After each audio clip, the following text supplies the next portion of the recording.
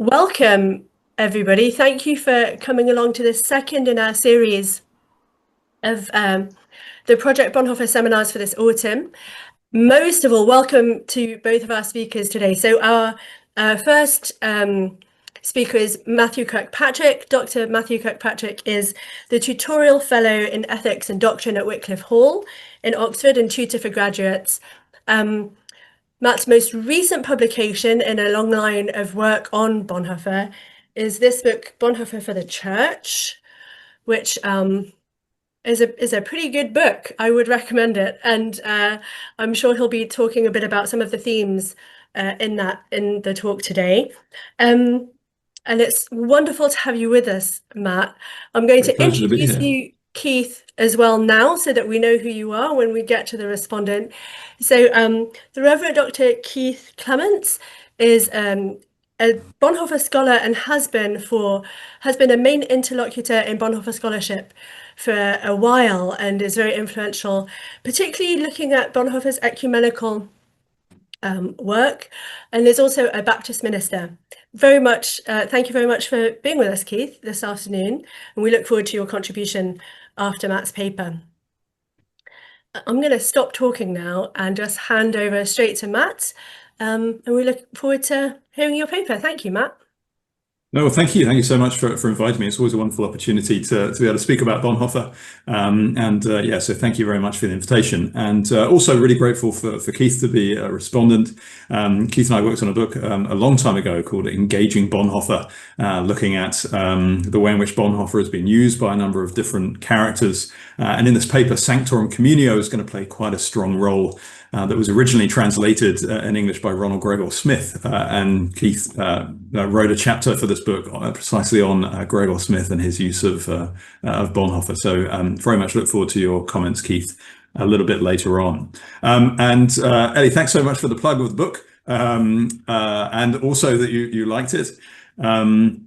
In many respects, some of the themes that I'm going to be talking about today, in a sense, come out of some of the scholarship that went behind that book. It's, in a sense, as it says it on the book, it's Bonhoeffer for the Church, an introduction. It's aimed to be a book that, in a sense, makes Bonhoeffer's work accessible to those within the church, in categories that they would perhaps understand in terms of looking through questions of preaching and worship and prayer, as well as considering what Bonhoeffer's overall vision of the church was, as also his message to the church. Perhaps that's the most important of those themes. And in some respects, it's written deliberately but implicitly with a sense of seeking to present Bonhoeffer to the church in response perhaps to its slightly more right-wing reception that we're finding still with a very significant resurgence going on at the moment.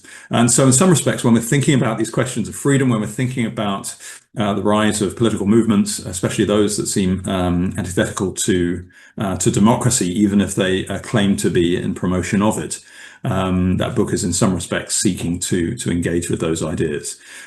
So what I'm going to do is, in particular, so that for the next 45 minutes, you don't have to look at me for the entire time, I'm going to share my screen and in particular, the PowerPoint that I've prepared.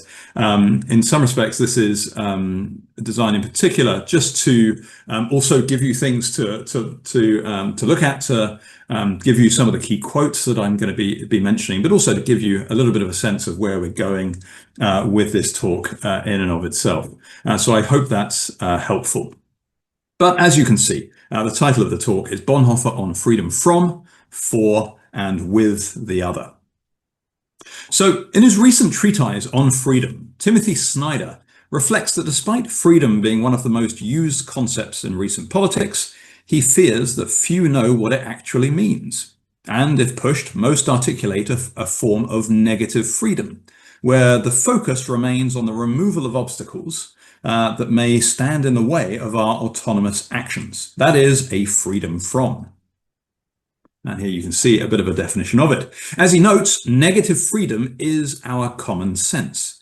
In contrast, for Snyder, true freedom must be considered positively as a freedom to, a perspective that seeks to affirm the sovereignty of individuals to make choices, but also to consider the actual nature of freedom within our relational, dependent, and unpredictable world.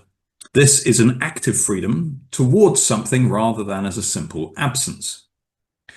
Snyder is very consciously writing into his contemporary American context and doing so as a historian and expert in European politics. And his work makes only passing reference to Isaiah Berlin's seminal lectures on two concepts of liberty, which critically evaluates freedoms from and to. Here, Berlin takes the opposite line, to affirm a freedom from as the safest political route. Although a freedom for may at the outset promote a self-mastery at the heart of freedom, for Berlin it calls into question when an individual may be said to have gained this self-mastery, and too often answers with a rational and paternalistic vision of the state, to which the individual must become subservient to find their self-identity and so self-mastery. However, Bonhoeffer also considers a more pressing issue. Despite its relative importance to our political discussions, of greater concern for most people is not freedom, but recognition. That is, the perception of being recognized and accommodated within our political discussions, which also means to be able to recognize our rulers as those who are like us. The danger occurs when recognition becomes confused as a form of liberty, as, for Berlin, people will happily trade their actual positive liberty for the perception and perhaps assumption that they are being taken into account by someone who understands them at a state and policy level. Despite their opposing views, therefore, there are a number of things that unite Snyder and Berlin's perspectives. Firstly, both develop their views in light of their moral psychology, that human beings are ruled by their fears and, in particular, their fear of other people. Secondly, both are writing out of a concern of totalitarianism in which the individual is lost into the whole, that is the state, due to their response to those fears. Thirdly, both believe that each other's solution fails for precisely these reasons. Where Berlin argues that freedom too risks collapsing into either a paternalistic whole or the deception of recognition, for Snyder, freedom from focuses attention away from freedom itself and onto the objects perceived to be threats to freedom, which then unites people into a self-protecting whole. In this way, both Snyder's freedom from and Berlin's freedom to essentially end up in the same position, with the individual sacrificing their liberty at the altar of the universal. It is perhaps striking that both are writing against a backdrop of totalitarianism with historical evidence to promote their concerns. Bonhoeffer's work shares many resonances with both Snyder and Berlin. Not only was he writing out of a totalitarian context, but, as will be discussed, Bonhoeffer would define our fallen human condition by a tragic search for freedom conditioned by fear. Indeed, Bonhoeffer experienced both of the concerns that Snyder and Berlin articulate. In reflecting on his time in America, for instance, both as a young man in 1931 and after his final visit 8 years later, Bonhoeffer noted how America's pioneer individualism had seeped into church life. As he reflected, religious freedom is a self-evident possession for the American. The church's proclamation, organization, and congregational life can flourish in complete independence and without interference. The praise of freedom can be heard everywhere from the pulpit, coupled with the sharpest condemnation of any attempt to curtail such freedom anywhere.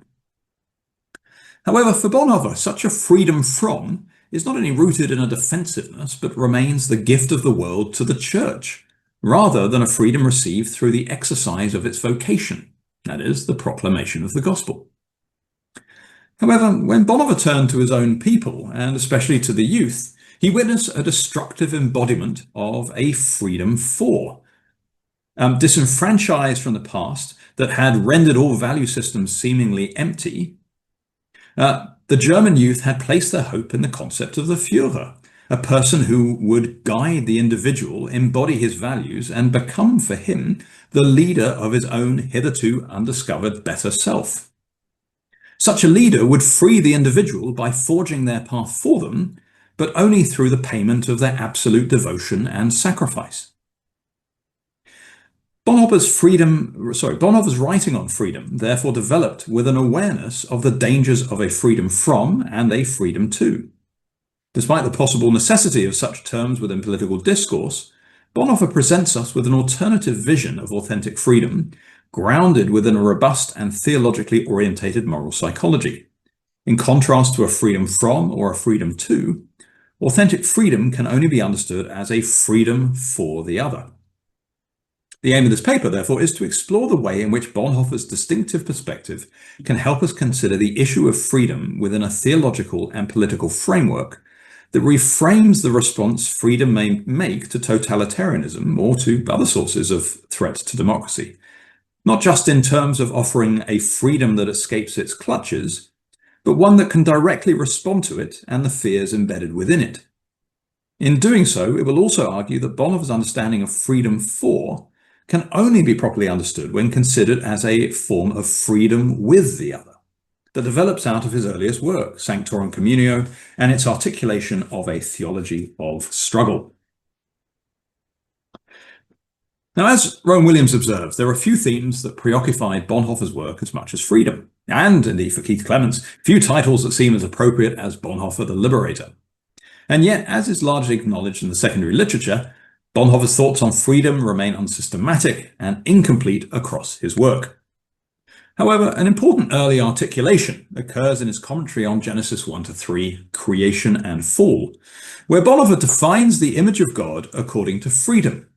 As he describes, to say that God creates God's own image on earth means that humankind is like the Creator in that it is free. However, the way in which we image God is crucial. For Bonhoeffer, our understanding of God can only be received through a self-revelation defined by his relatedness to us and therefore in Christ. Who God is and in and of himself remains entirely outside of our perception or experience. The freedom we embody as creatures, therefore, images not God's hidden distinction, separation, and potential isolation from what he has made, but rather his revealed givenness to it. For Bonhoeffer, therefore, freedom must be defined as a freedom for the other. Such a view stands in stark contrast to definitions concerning individual autonomy in its possibility or embodiment inherent within freedoms from and to. However, by rooting it in the image, Bonhoeffer also denies freedom as an inherent human capacity hardwired into us. As he notes, it cannot be an analogia entis in which our being reflects that of God. Rather, it remains an analogia relationis, where, through the relationships that God has made possible, we receive Christ's image through his relationship to us and point back to him through our embodiment of it. Freedom, therefore, is rejected as a substance, capacity, potential, or something inherent within us, and is instead described as that which is manifest through our obedience to Christ and revealed in our interconnectedness to the other. As Bonhoeffer describes, freedom is not a quality that can be uncovered. It is not a possession, something to hand, an object, nor is it a form of something to hand. Instead, it is a relation and nothing else. To be more precise, freedom is a relation between two persons. Being free means being free for the other, because I am bound to the other. Only by being in relation with the other am I free. In many respects, a freedom for the other defines the rest of Bonhoeffer's ethics in how we are set free through Christ from the selfishness of our fallen condition to act for our neighbor. And one might legitimately hear resonances with Luther's freedom of a Christian and its famous articulation that a Christian is a perfectly free lord of all, subject to none. A Christian is a perfectly dutiful servant to all, subject to all. These apparently contradictory statements are reconciled for Luther by Christ setting the inner man free, so releasing his outer man to become perfectly free in service for others. And in discipleship, Bonhoeffer echoes this same dynamic when Christ draws the sinner out into total isolation before Christ as the prerequisite for returning redeemed into relationship with others. However, just as a freedom from and a freedom to may remain rooted in the individual, a freedom for may remain just as individualistic. Here, freedom remains our own, established with God in isolation from the neighbor and converting them into the object of our actions towards them, actions that are applied to them with the degrees of domination that such a dynamic essentially risks. a freedom that may remain rooted in the same fear identified by Snyder and Berlin. Such a criticism can perhaps be legitimately aimed at Luther, who essentially reduces the other to the object of our faithful actions and the opportunity to exercise them. Such actions demonstrate our obedience to Christ, confirm our faith in God, strengthen that same faith, and discipline our flesh to conform to our spirit. But the other, in their concrete particularity, remains an anonymous and externalized beneficiary. Likewise, when treated in isolation, a freedom for the other may suffer a similar fate. Now, one would have to ignore significant portions of Bonhoeffer's work to conclude that this was his perception of the other, and his work on responsibility and the conscious interplay between Verantworten and Verantwortung, to answer for and responsibility, is grounded in the real interplay between subjects. However, by focusing on his later work, as most accounts of Bonhoeffer's freedom have, a significant dimension to Bonhoeffer's understanding of freedom has been missed, in particular concerning the nature of the interplay of subjects and the vulnerability this entails. In Creation of Fall, Bonhoeffer provides a hint towards a wider context to his understanding of creaturely freedom when he writes, "It can be defined in simply no other way than in terms of human beings over against one another, with one another, and independence upon one another." However, it's only when we turn back to his doctoral dissertation, Sanctorum Communio, and in particular what might be termed Bonhoeffer's theology of struggle, that Bonhoeffer's meaning comes into focus. In particular, it is here that we find his contention that a being for the other, füreinander, can only be understood alongside our being with the other, miteinander.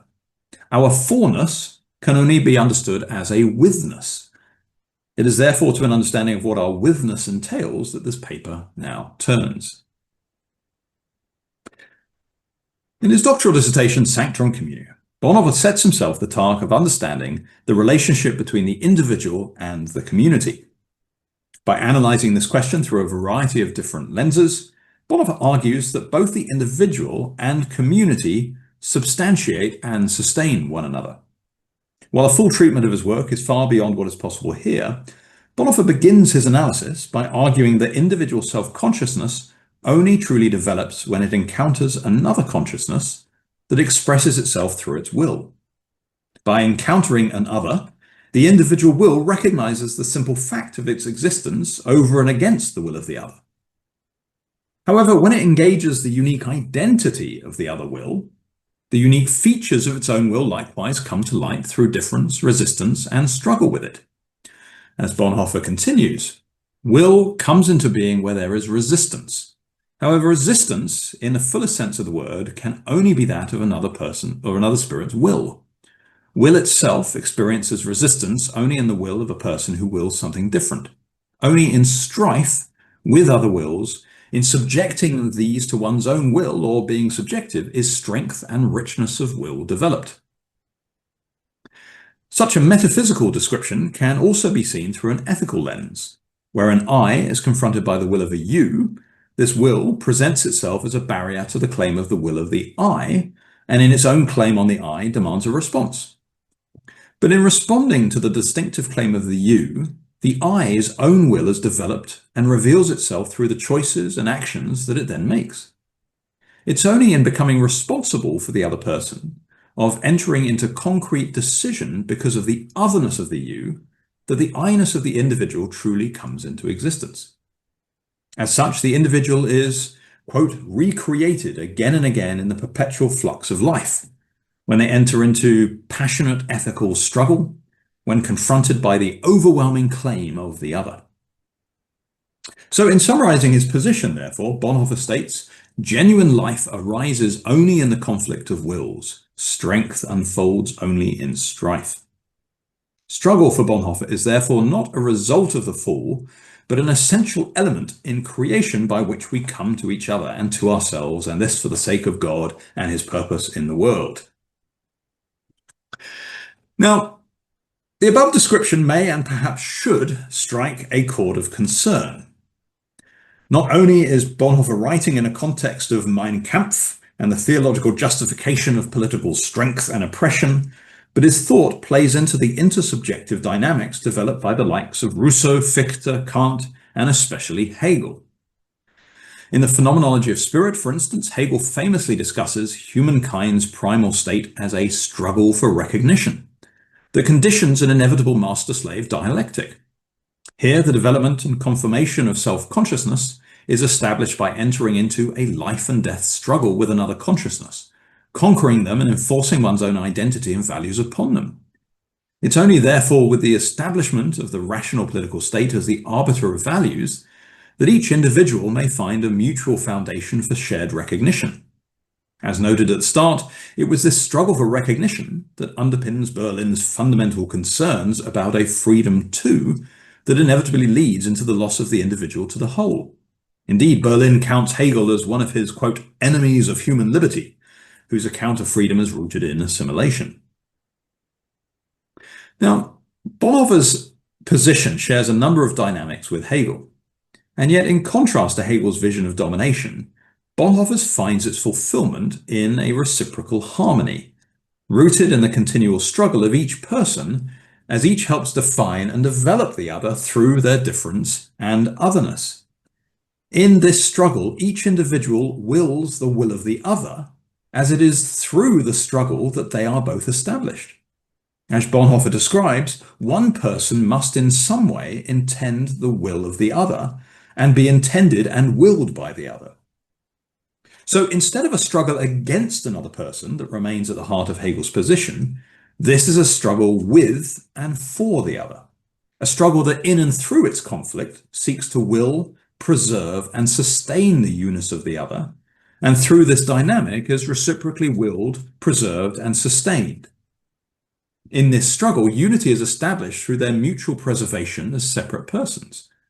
Quite apart from agreeing with Hegel, what is striking is how well Hegel's view of humankind's primal state resonates with Bonhoeffer's understanding of our fallen condition. And so in returning back to Creation and Fall, Bonhoeffer describes how interpersonal struggle gives way to the description of the other as a limit to oneself. By experiencing this limit, the individual not only comes to realize the definition of their existence through their encounters, but especially of their nature in bonded and bounded creatureliness before God. In this state, the ability of the other to see us, to help us see ourselves, and to function as the means of our development is accepted as a profound and gracious gift.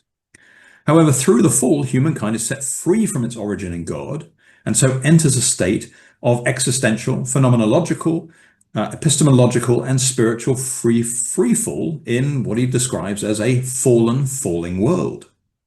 In this new world of shame, guilt, fear, and insecurity, we can no longer exist in the presence of someone who truly sees us and whose existence as a you threatens us. Consequently, they must now be conquered and neutralized. But this has to be done in a very strategic way as our lives remain intertwined. For Hegel, the struggle for recognition requires the other to recognize and validate our own identity and values at the expense of their own. They are necessary to our own sense of self-worth, and yet not as subjects in their own right with their own values and perceptions that might challenge our own, but only as those who might help us see ourselves the way we want to be seen. In Bonhoeffer's words, we now live in a limbo between isolation from and bondage to each other. Now, where Hegel sees a solution to this problem in the guise of the modern state, for Bonhoeffer, such a social contract merely preserves a tension between people rather than an essential solution. That is, the basic social attitude is expressed in mutual inner indifference, in strictest caution towards one another, and thus in simultaneous reserve and personal self-assurance. And finally, insofar as it suits one's purpose, in conventional amiability. In contrast to Hegel's view that history is developed through conflict towards its inevitable fulfillment, Bonhoeffer makes his position unequivocal. Only since the fall has there been no concrete and productive conflict in the genuine sense. All struggle is now corrupt and subject to the oppression of our fallen state, as Hegel had perhaps unwittingly perceived. Bonhoeffer's account of the fall is defined by a journey from living in freedom for God and neighbor to a freedom from all things, including ourselves. As he summarizes, whereas in the primal state, the relation between human beings is one of giving, in the sinful state, it is purely demanding. Every person exists in complete voluntary isolation. Everyone lives their own life rather than all living the same life in God. And this may appear to place him in agreement with Snyder's approach. However, Bonhoeffer's moral psychology goes a step further with an important caveat. In turning to Genesis 3, Bonhoeffer notes that the fall narrative does not describe humankind's descent into outright rebellion. The serpent's question, did God really say, and subsequent conversation, is designed to get humankind to reflect on God, to judge his word, and to consider how they fulfill his commands. In doing so, Bonhoeffer argues that the serpent is appealing to humankind's sense of freedom, not as an articulation of its bonded creatureliness, but as a form of unbounded limitlessness. In contrast to the freedom of our created nature, the serpent draws attention to a freedom distinct from and in addition to our creatureliness. That is, a freedom which is set over against their creatureliness as a second, different entity. And in employing this additional freedom, humankind desires to become sicut deus, like God. However, in doing so, humankind is not attempting to get away from God, but rather, by virtue of its own abilities and freedom, to fulfill what God wanted in a higher way. To put it another way, humankind didn't simply fall away from God, but only by virtue of a fall towards him. The reason why this is important for Bonhoeffer is that in this self-deception, in seeking to enact a freedom to God, but through the exercise of its own freedom, humankind ultimately embodies a freedom from him. For Bonhoeffer, humankind's fall isn't the act of passionate revolution, but of subtle self-deception. And a freedom from lies within its motivation and consequence. Instead of God's word and the presence of the other, humankind now finds its security and self-preservation in its freedom from, even when this is encased within social conformity. But nothing escapes it, including any attempt of a self-willed freedom to, including any attempt at a self-willed freedom to God. Consequently, Bonhoeffer would agree with both Snyder and Berlin's attempt to ground their approaches in a moral psychology. However, Bonhoeffer would also argue that this does not go far enough, and that both of their approaches must necessarily reduce to a freedom from.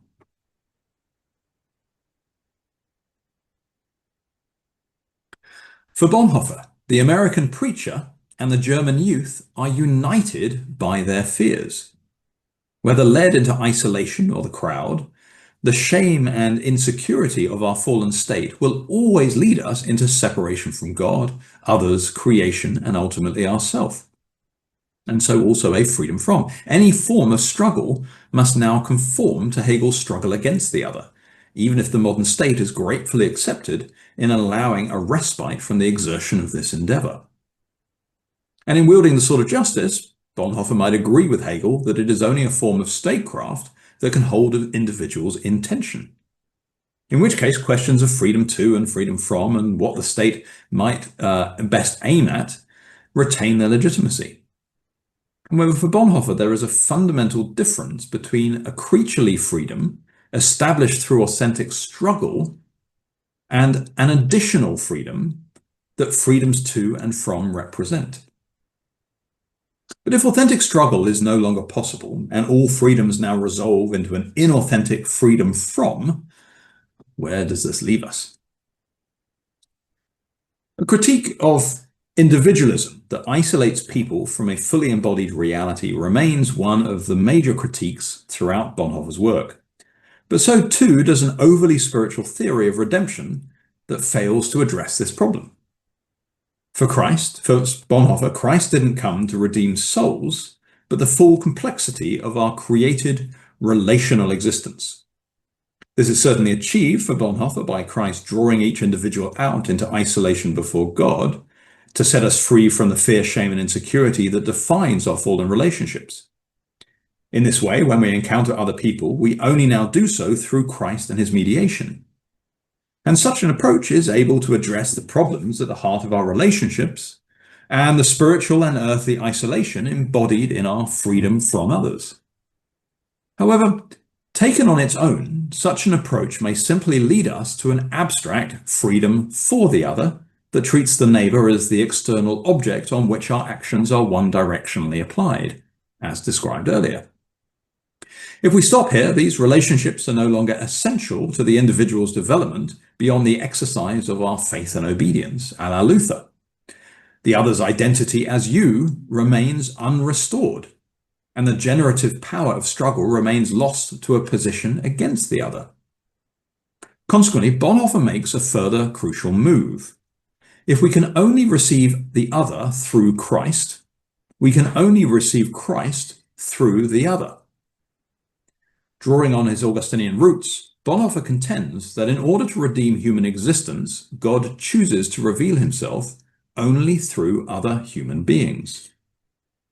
By placing his word into the mouths and actions of other people, their you-ness is restored to be truly confronting, revelational, and generative towards our I, to once again become a limit to our existence and an authentic subject of struggle. As Bonhoeffer describes, God or the Holy Spirit joins the concrete you. Only through God's active working does the other become a you to me from whom my I arises. In other words, every human you is an image of the divine you. The you of the other person is the divine you. Thus, the way to the other person's you is the same as the way to the divine you, either through acknowledgement or rejection.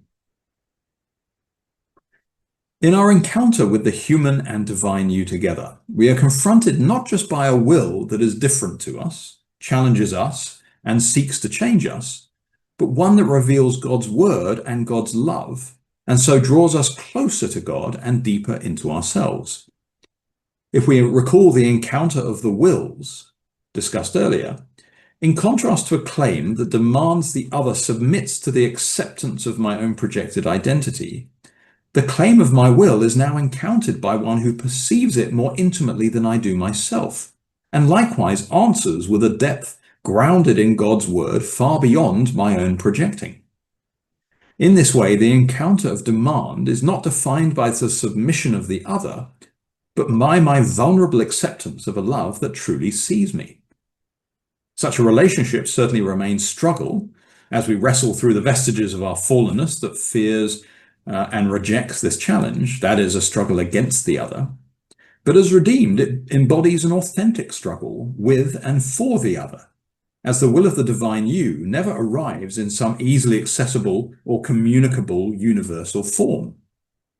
It is communicated through the individuality and uniqueness of the human you as its vessel.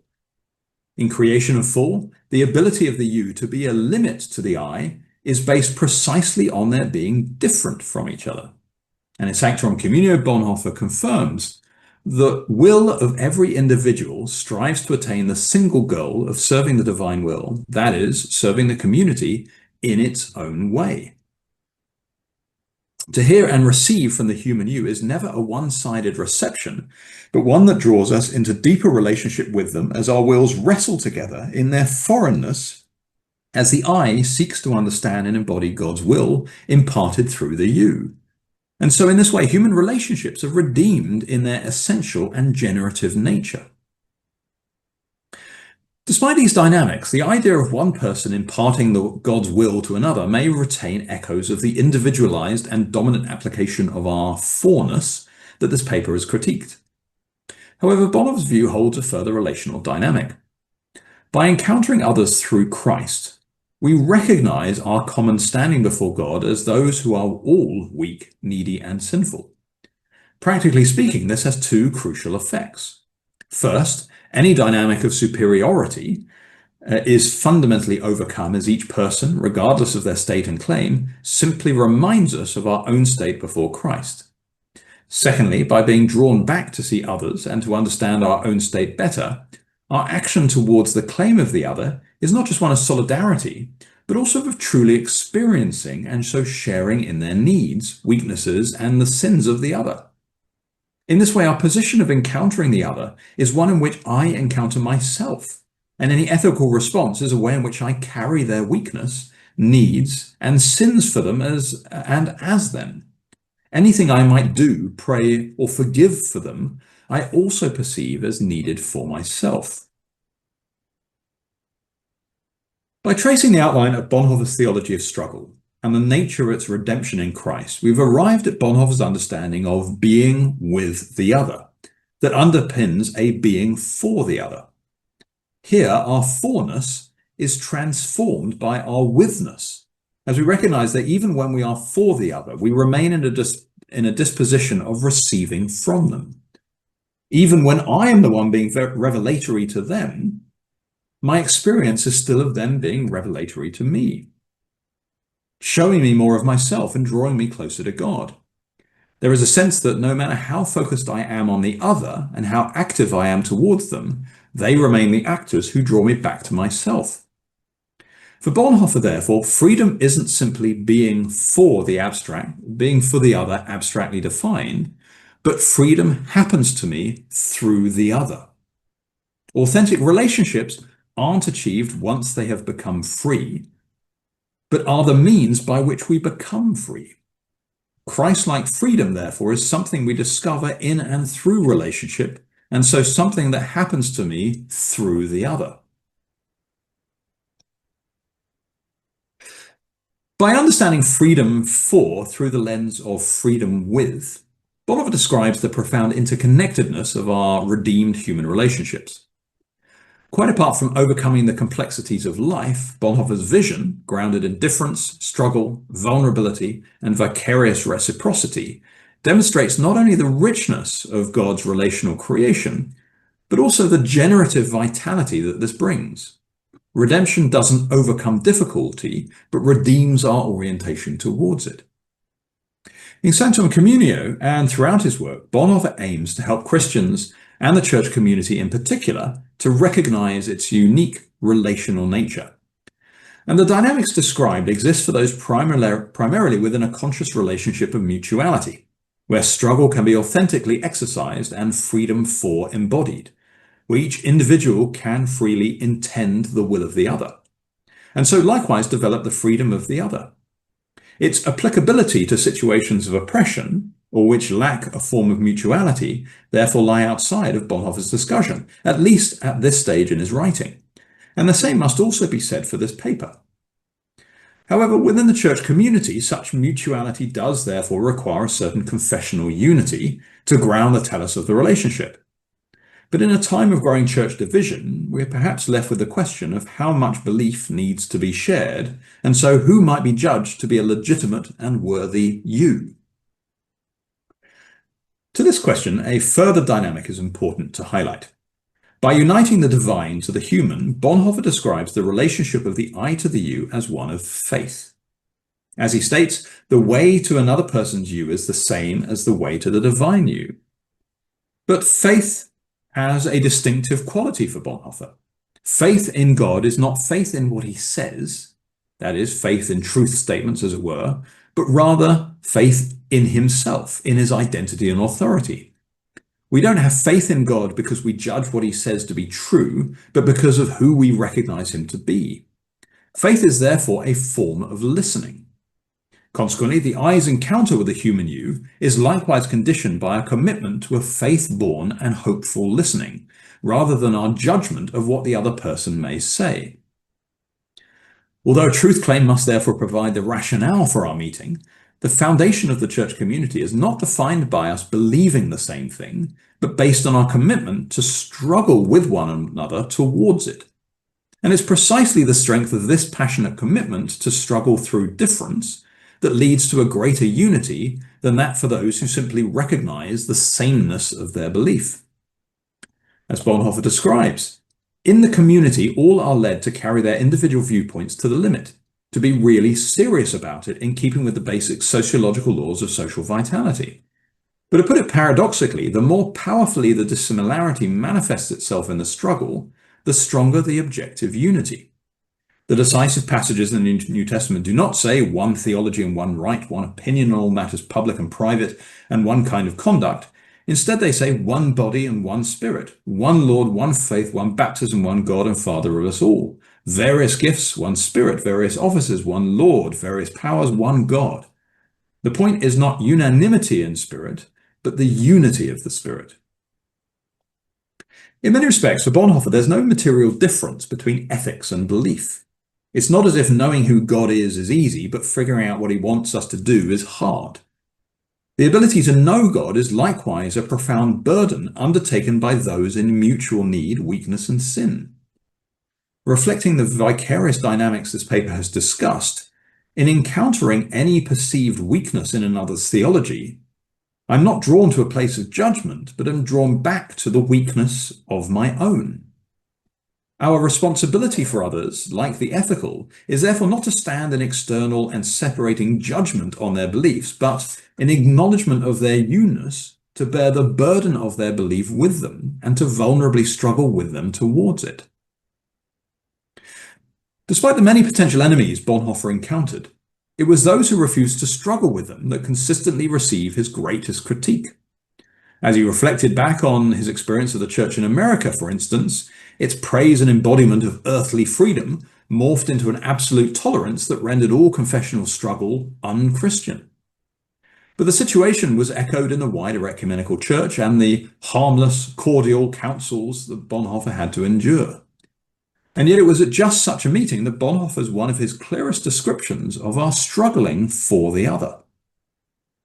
As he says, is it not precisely the sense of these meetings that where we encounter a person who appears so totally strange and incomprehensible to us in his concerns and who still claims our attention, that there we hear the voice of Christ, and that there we do not withdraw from that voice, but rather take it completely seriously, hear it, and love the other precisely in his foreign nature?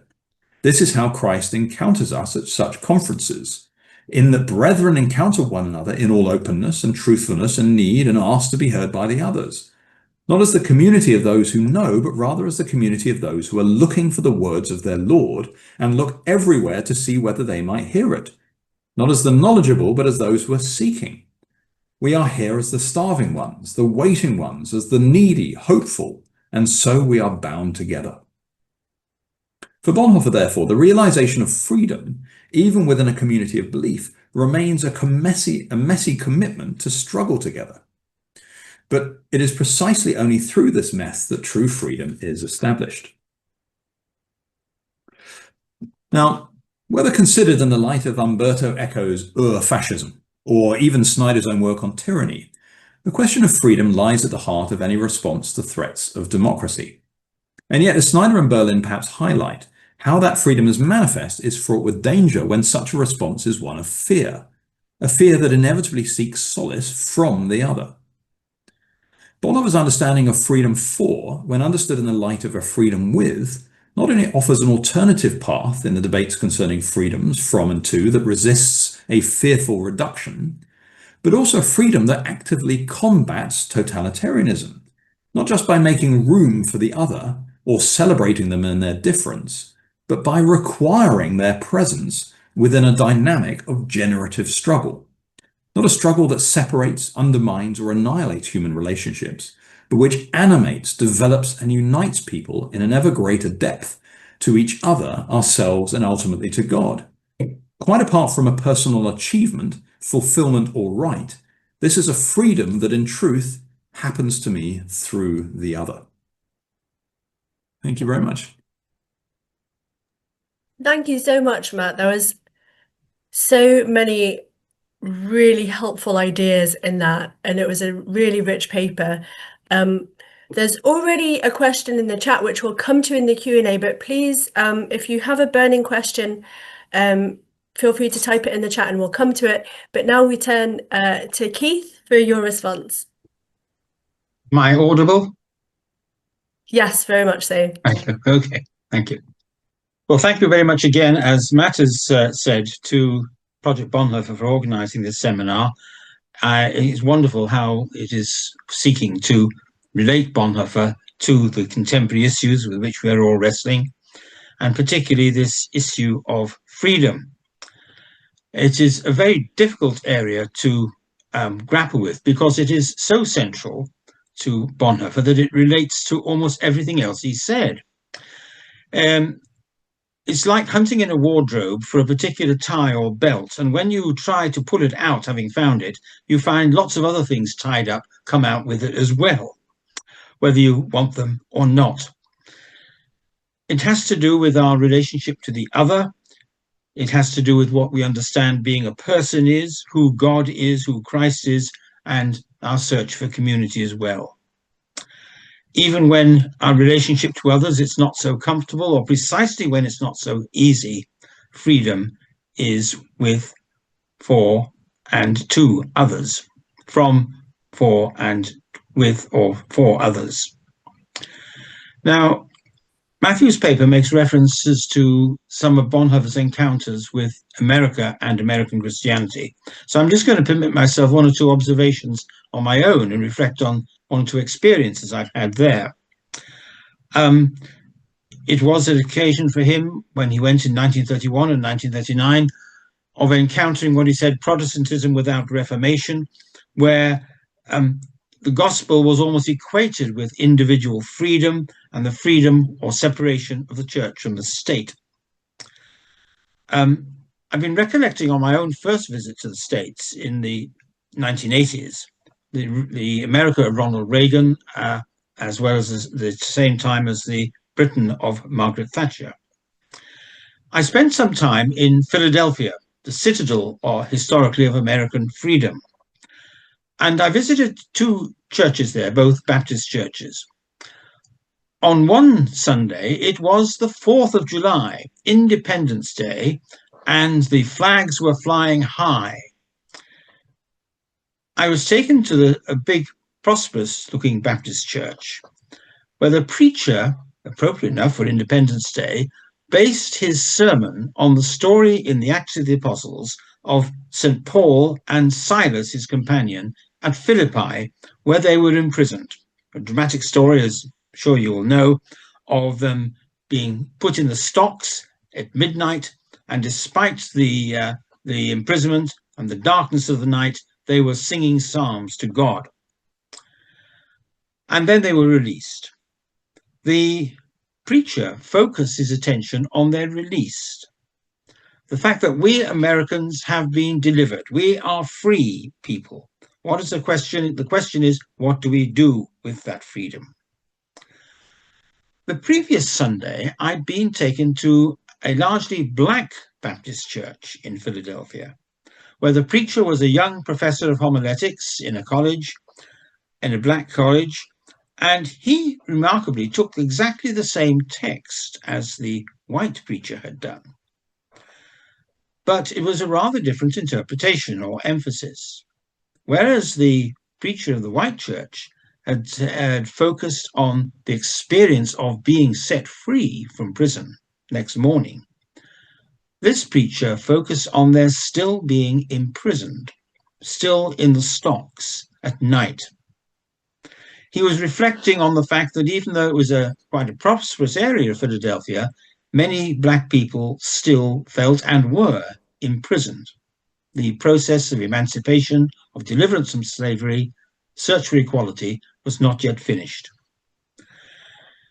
And I quote from part of his sermon here about how they confronted that situation. He said, no matter where you are, if you call on God, you are still free.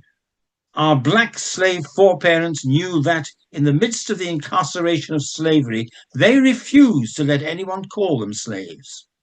That's why they used to sing, before I'd be a slave, I'd be buried in my grave and go home to my Lord and be free. It's very contextual, the way we interpret freedom and how the gospel relates to freedom. Now, I'm sure I don't want to be too disparaging about American churches, white or black. I'm sure in our own context in Britain, we can find examples of people who pray fervently with thanksgiving for the fact that in this country we are not persecuted. We are free to worship as we wish. We will not go to church and expect a knock on the door early next morning from the police. And yet that same church can be so hidebound, so introverted, divorcing itself from the life of the community around it, that it can hardly be said to be free.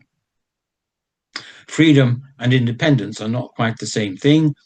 A cat that runs off into a room by itself and chases its tail madly for several minutes can be said to be independent, but it's hardly free. It's in thrall to itself. I just want to make some further points commenting on Matt's paper, which I thought was a marvelous, clear, and cogent exposition of Bonhoeffer's concept of freedom. And I'm very deeply grateful for it. I just want to say that first of all, that our reading of Bonhoeffer always has to be contextual too, in his own context. As Matt has said so well, drawing heavily on Bonhoeffer's earliest published work, his thesis, his doctoral thesis, Sanctorum Communio, the Church as Community, written at the outrageously early age of 21, was published in 1930, 3 years before Hitler came to power. Therefore, I just hesitate slightly in saying that Bonhoeffer was always writing out of a totalitarian context. It was always a context in which totalitarianism was being talked about, but it wasn't actually totalitarian until 1933. This is when Bonhoeffer's theology was being forged. His theology was, basic theology, was being forged not under Hitler, but in the tottering stages of the Weimar democracy. And also the other book that Matt refers to extensively, Creation and Fall. It was still a year to go before Hitler came to power when he gave those lectures in 1932. It's also fascinating, his lecture in the year 1932 called The Right to Self-Assertion.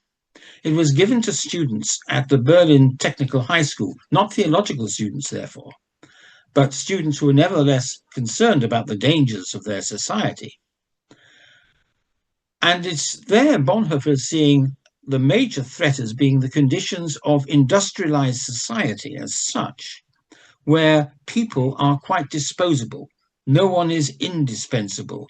Someone can take their place on the production line as much as any other. Therefore, they are very vulnerable and considered possibly to be just something rather than a person, interchangeable as much as any other. Dietrich Bonhoeffer then was concerned, with what is human community. And he talks about, even in this early period, 1932, that everyone aspires to self-assertion, that form of freedom. So do countries aspire to their own freedom as well. And yet, he says, we are not only individuals, we are also placed within life communities. Our marriage, our church, Germany are called before the forum of responsibility. Every community, even the great community of the people, lives not only for itself, but for the others, lives in responsibility for the brother, for the people to whom one is bound in brotherhood. There is absolutely no isolated life for the people. It is bound through its birth onward to the community, and through its life to the peoples in brotherhood. Bonhoeffer was concerned at this time with the flourishing of human community, whether as expounded in that lecture you just referred to then, or in Creation and Fall, in these lectures on Genesis, where people, he makes clear, are created for partnership, for fellowship, for family life, for social life, one with the other. These were the seeds. He was attending, of course, to issues in society, developments in society, out of which Nazism was to grow. But it was not just at that time the finished product of totalitarianism, but there were developments, movements afoot, which he was concerned to tackle as such. Now, the question about the relationship between freedom from and freedom for or to, freedom with, matters expounded superbly well. there's just a hesitation I have in reading some interpretations of Bonhoeffer, not necessarily his own, that he was totally dismissive of freedom from, whether it's freedom from the dictates of the state or an oppressive social system, as if that did not matter at all, and it was only freedom for that interested him. For example, it's often been overlooked, I think, how worried Bonhoeffer was, not just by the totalitarianism of the Third Reich, but also that of Soviet Russia.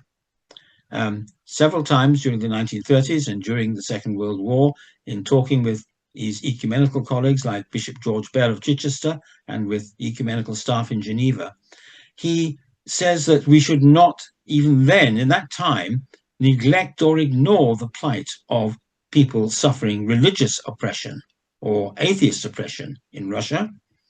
And even more, when Russia joined the fight against Nazi Germany in 1941, he was worried that there would be such amount of sympathy in the Allies, in Britain and America in particularly, for Stalin's Russia, that they would neglect what was actually happening there and the threat which that posed to liberty of all kinds in the West. So I would not be, I would hesitate if ever I was asked about this, to dismiss the significance of freedom from, which it would not be, of course, the final stage of interest for Bonhoeffer. Perhaps he would have seen it as a kind of case of the penultimate necessity of life. But I would love to know if Bonhoeffer ever preached on the text from the letter to the Galatians, "For you were called to freedom, brothers and sisters, only do not use your freedom as an opportunity for self-indulgence, but through love be servants to one another."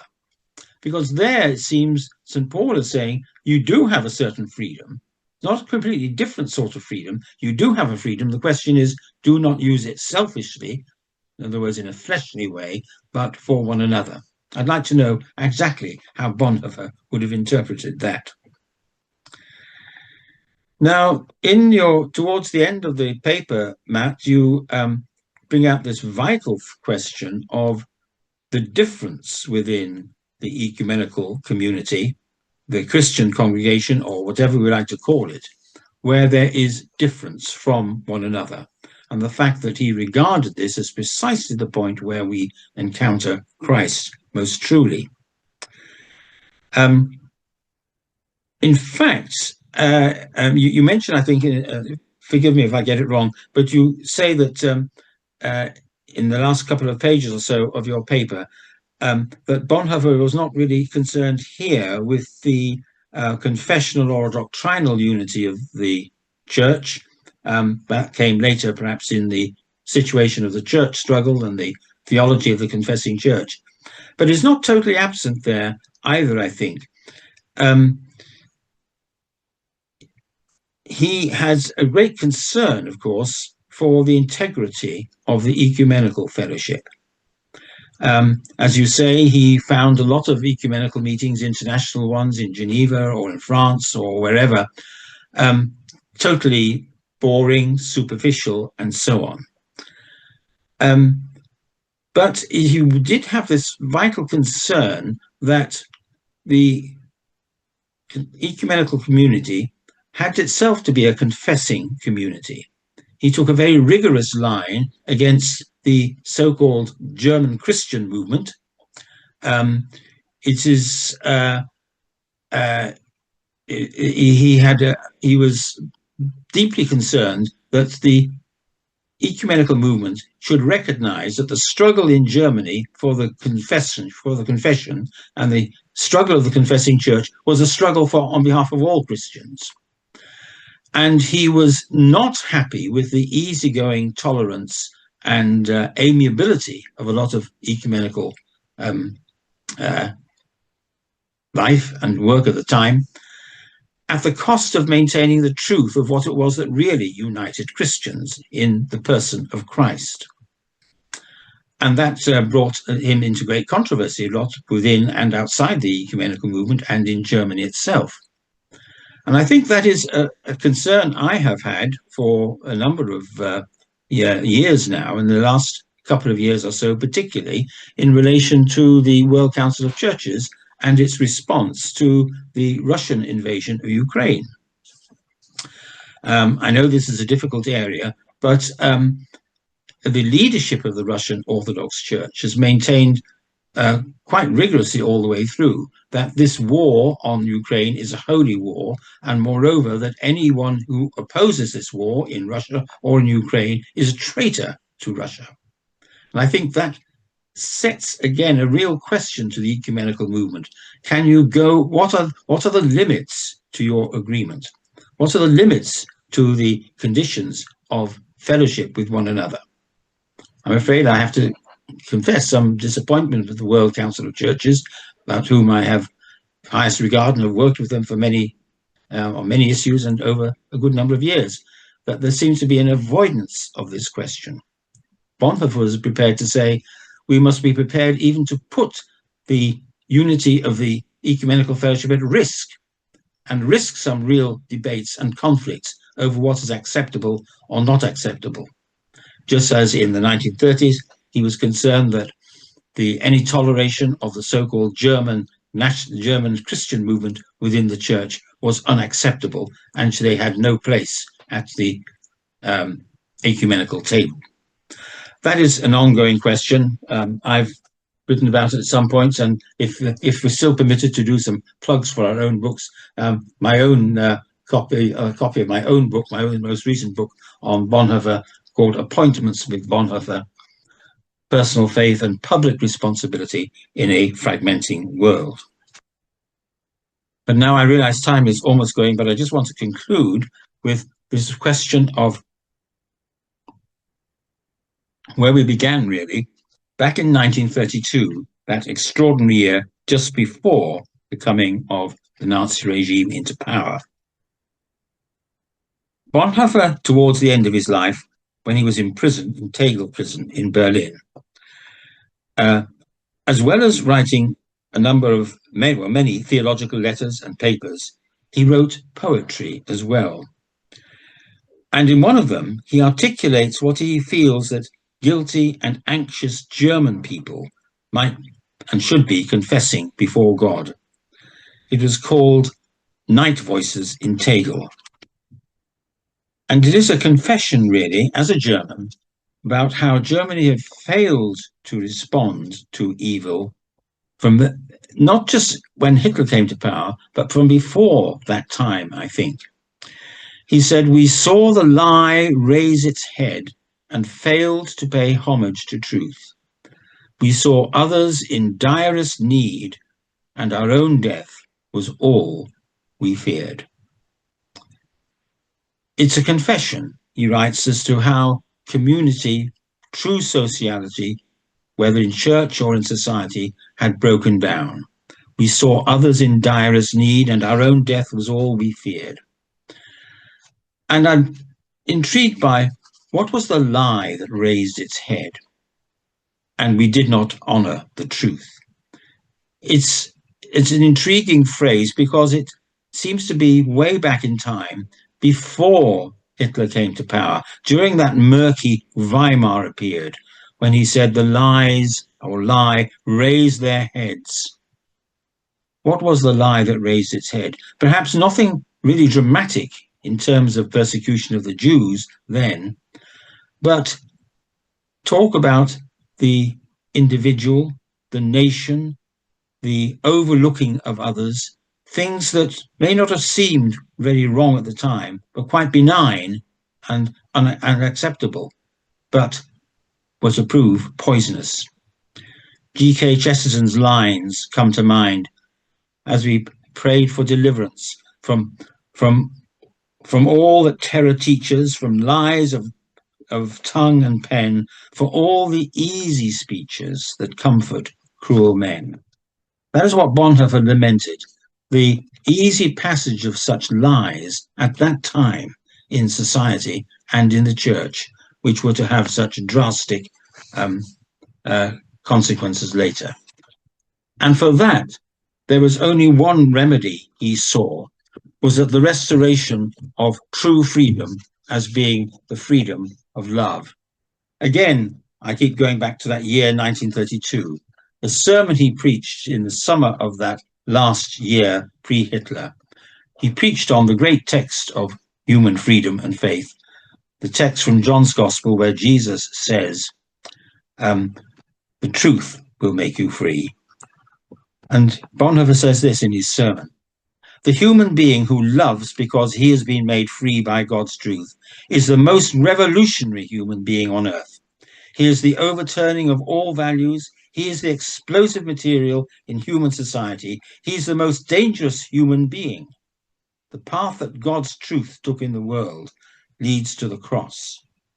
From then on, we know that all truth that wants to stand up before God must go to the cross. The congregation that follows Christ must go to the cross. For the sake of its truth and freedom, it will be hated by the world. Thank you. Thank you very much, Keith, for that meticulous response to Matt's paper. And I was just lamenting before you joined the call that I was going to hold up your book, Appointments with Bonhoeffer, but it's at my house, and so I couldn't do that. But I should have mentioned it when I introduced you.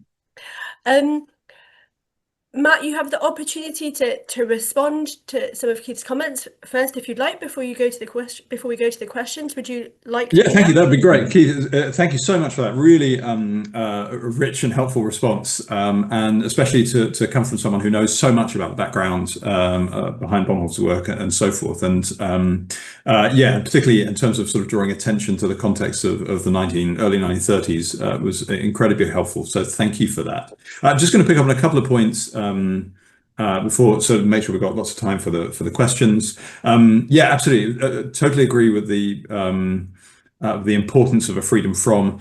A section that couldn't be in the paper was even the idea of freedom from as defining human beings' relationship to creation, which is itself rooted in a freedom for God in creation and fall. And I think in some respects, when we're thinking about the political side of things, for Bonhoeffer, politics is very important. And so, you know, the state is there to wield the sword of justice. And so a question, Snyder and Berlin's questions of the appropriateness of a freedom from and a freedom for, or freedom to, I think regain legitimacy in that kind of context. In terms of thinking about social justice and what the state should be doing and so forth. I think the difference simply being that for Bonhoeffer, there's a difference between true freedom, which is rooted in our creatureliness, and that which is ultimately an additional freedom, which therefore becomes the remit of the state and things like that. But yeah, absolutely a concern that people do experience true human freedom is crucially important.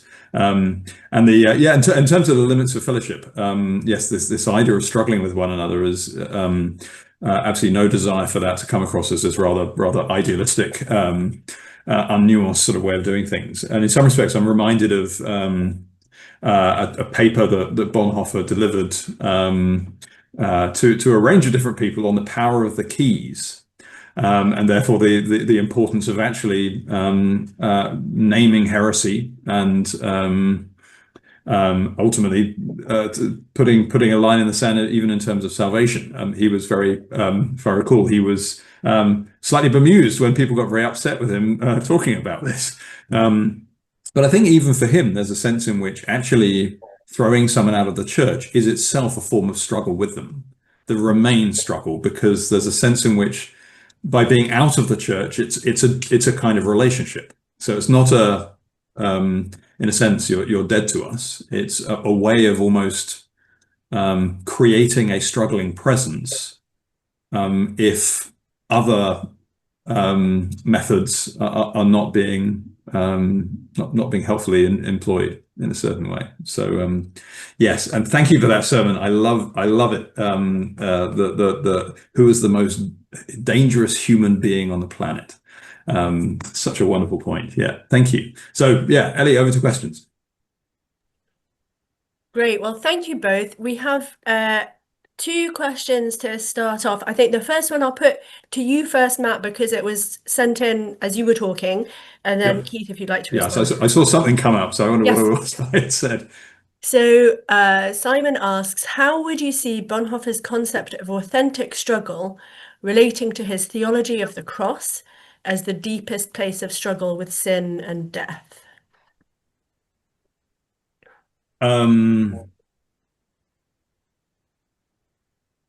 Yes, I don't know whether I would see those as different kinds of struggle. It's certainly a different paradigm that I think he's working with.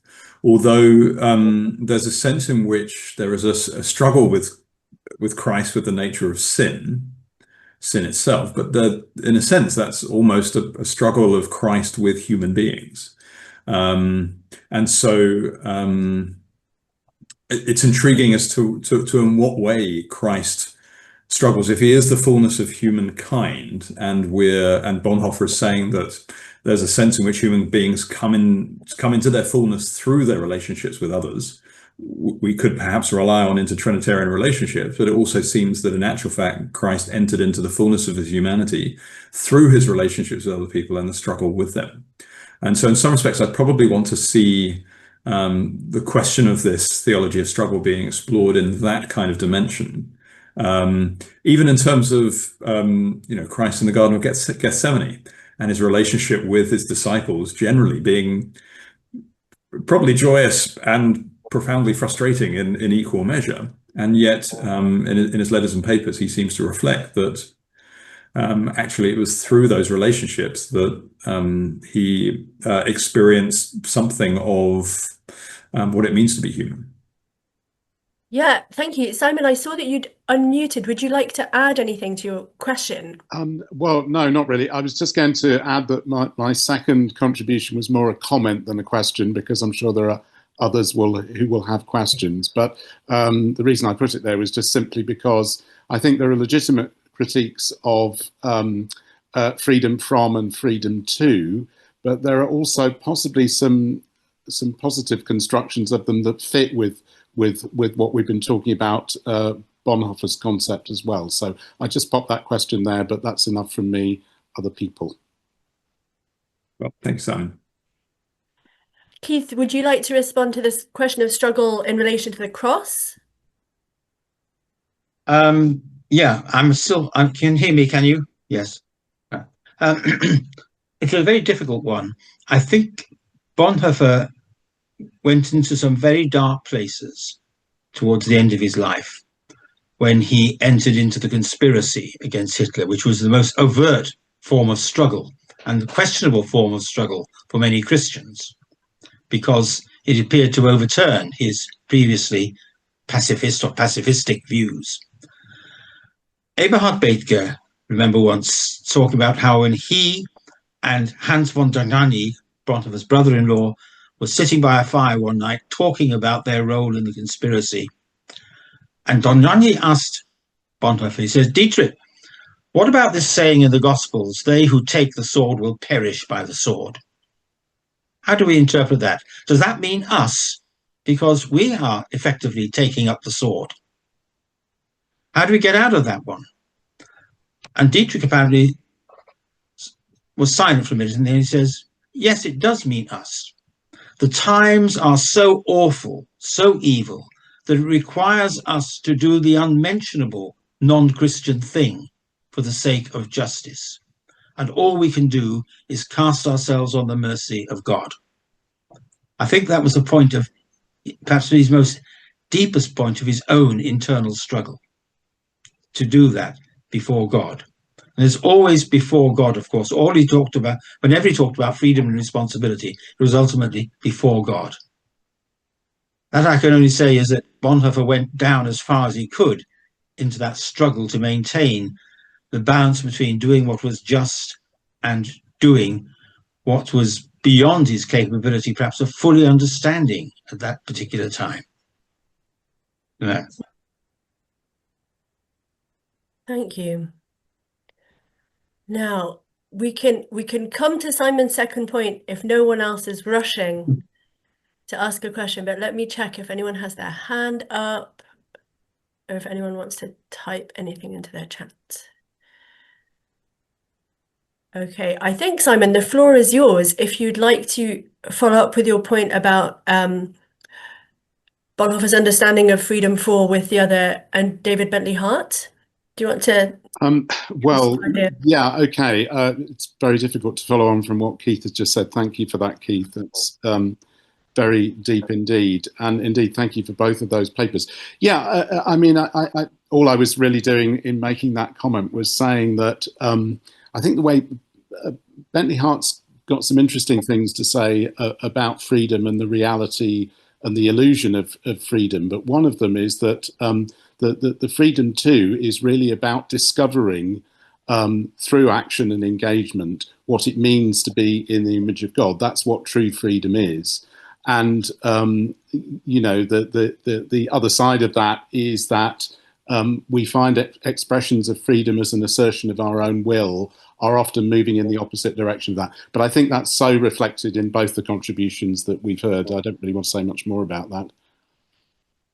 Yeah, so Simon, thank you. And in some respects, I think what there's a sense in which Bonhoeffer's position, in a sense, absorbs or transcends freedom from and freedom to, redeems it, transfigures it. All of these nice words might be applied. I think the thing that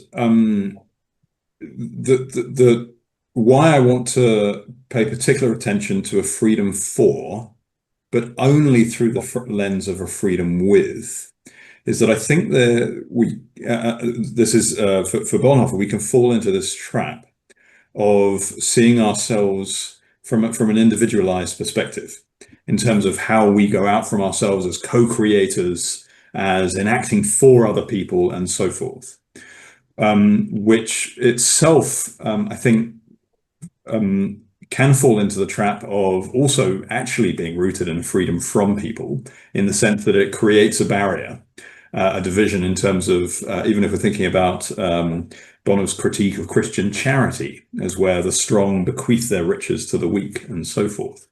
But where a freedom for, which is always rooted in or through a freedom with, recognizes this profound interplay of struggle, of in a sense that freedom is only received from the other. I mean, it seems such a weird concept.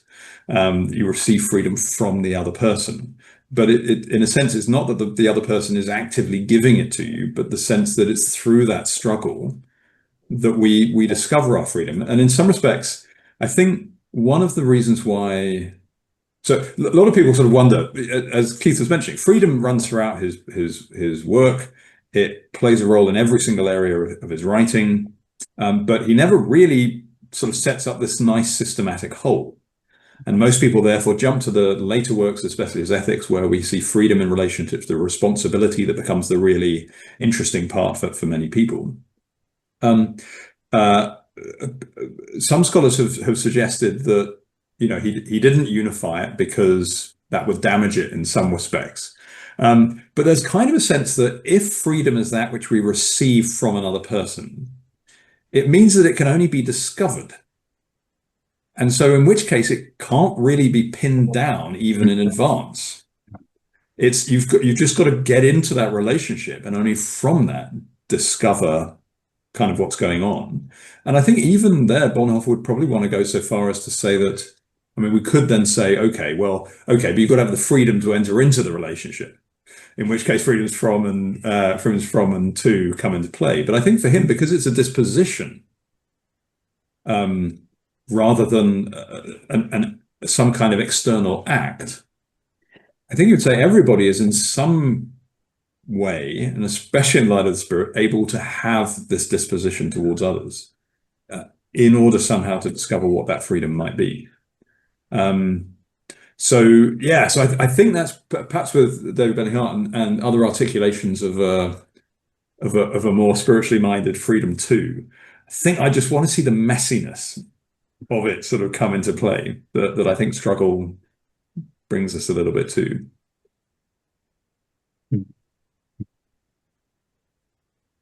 Keith, did you want to add to that? I think I like your phrase, the messiness of it, that is what Bonhoeffer was not afraid of doing. He knew that what he was doing was, on most ethical counts, highly ambiguous at the end, in going into the political resistance against Hitler and all the questions about implied guilt and solidarity and complicity that involved. But that is where he believed he would rather be than safely away somewhere in a cell, keeping his hands clean while the rest of the world was going to ruin. And it is difficult to see. I mean, I think we talk too easily sometimes about Bonhoeffer, the hero who went to the martyrdom through his role in the resistance. There was a moral cost to it. There, you know, I'm sure he could not fully resolve it. He goes in the end saying, you know, again, his poems he wrote in prison. You know, oh God, who am I? Am I the bold, saintly person, or am I this person tortured by inner doubts and hesitations and so on? And then he comes to this wonderful conclusion: you know, oh God, I am yours. It's, again, it's relational. I belong to you in the end. It's your hold on me that is all that matters in the end. And I cannot pretend I've been completely faithful to you. You know, I was once asked a question when I was giving a talk on Bonhoeffer. What would Bonhoeffer say when he got to the pearly gates and told, you know, wanted to know, the angel or St. Peter wanted to know why he'd taken part in a plot to blow a man's head off? And I replied, well, I don't think he'd have anything to say. He might have asked St. Peter, what were you doing in the Garden of Gethsemane, cutting off a man's ear with your sword? But in the end, he could have no answers to these things. He wanted to be with those who were doing something to help, not quite redeem, then bring some light out of an awful situation in the conspiracy. He wanted to be in solidarity with those who were trying to do something. Talking about trying to do something, can I just drop an odd comment about, I commented again about the Please do. The lies, easy lies that comfort cruel people. Just for the sake of pointing up a current issue, today, the 4th of November, is of course a very important anniversary day. It is the 75th anniversary of the opening up for signing of the European Convention on Human Rights, from which some of our politicians, people are saying, we want to withdraw. And they say, because it's no longer relevant. The world has changed since 1950. Well, has it? In many ways, it's changed for the worse still. What are we doing about wanting to sort of think our responsibilities are being discharged and these things do not matter? There are these easy speeches that still come around which try and anesthetize us to the situations that so many of our fellow women and men are going through. And I think that is always be one of the ways in which Bonhoeffer felt you have to have a freedom for the other and a freedom with as well, because he goes on one of these pre-prison letters, and that statement about what we've learned, those of us in the conspiracy in these years. We've learned to see events from below, from the point of view of the disenfranchised, the disregarded, the dispossessed. We've learned to see the world from their point of view. And that is a great experience for us, he says. It's part of this ongoing learning. In a sense, the freedom he was finding was coming from the people who were not themselves free, in a sense, but were showing him where redemption can be taking place. Yeah. Thank you. Now, I've been keeping an eye on the time, and I'm afraid to say we're drawing close to the end of our time together this afternoon. Before we go, I just have one housekeeping announcement, but before we do that, I just wanted to thank both our speakers again. You've left me thinking about the relationship between truth and freedom. and fear and truth, and where we go when Matt, you were talking about fear driving us either into isolation or into the crowd. And if we're in those places, how does truth connect? How can we connect to truth? It's one of the questions that I have at the end of today, which I'm not going to launch into a conversation about because we don't have time, but thank you for those ideas.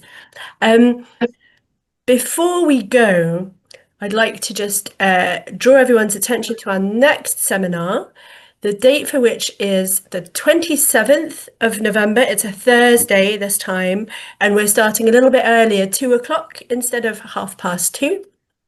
And our speakers for that are Rachel Muirs, Professor Rachel Muirs at the University of Edinburgh, and Professor John de Gruchy from the University of Cape Town.